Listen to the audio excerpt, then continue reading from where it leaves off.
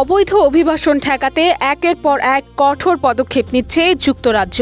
এবার আশ্রয় প্রার্থীদের জন্য আরও কঠিন একটি আইন আনতে যাচ্ছে ব্রিটিশ সরকার।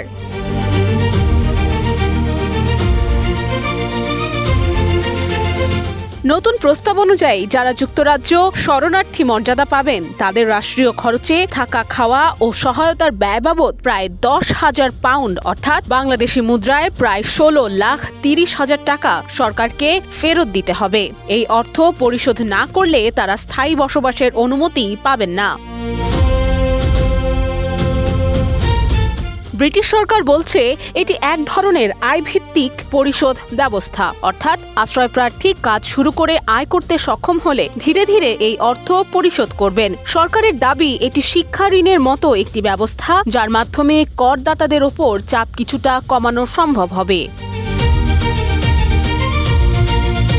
তবে মানবাধিকার সংগঠনগুলো এর তীব্র সমালোচনা করছে। তাদের অভিযোগ, যুদ্ধ, নির্যাতন কিংবা দুর্ভিক্ষ থেকে প্রাণ বাঁচাতে পালিয়ে আসা মানুষের ওপর এমন আর্থিক বোঝা চাপানো অমানবিক এবং এটি কার্যত শরণার্থীদের ওপর নতুন ধরনের কর আরোপের শামিল।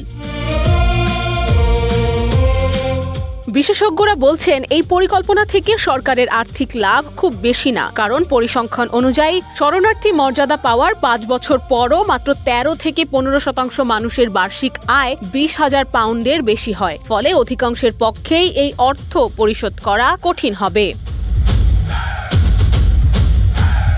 এদিকে ব্রিটিশ সরকার জানায় বর্তমানে আশ্রয় প্রার্থীদের আবাসন ও অন্যান্য সহায়তায় বছরে প্রায় 4 বিলিয়ন পাউন্ড ব্যয় হচ্ছে। সেই ব্যয় কমাতেই নতুন এই আইন আনার উদ্যোগ নেওয়া হয়েছে। সব মিলিয়ে মানবিক দায়িত্ব আর কঠিন অভিবাসন নীতির মধ্যে ভারসাম্য খুঁজতে গিয়ে যুক্তরাজ্যের নতুন এই প্রস্তাব এখন দেশটির রাজনীতি ও আন্তর্জাতিক অঙ্গনে ব্যাপক বিতর্কের জন্ম দিয়েছে।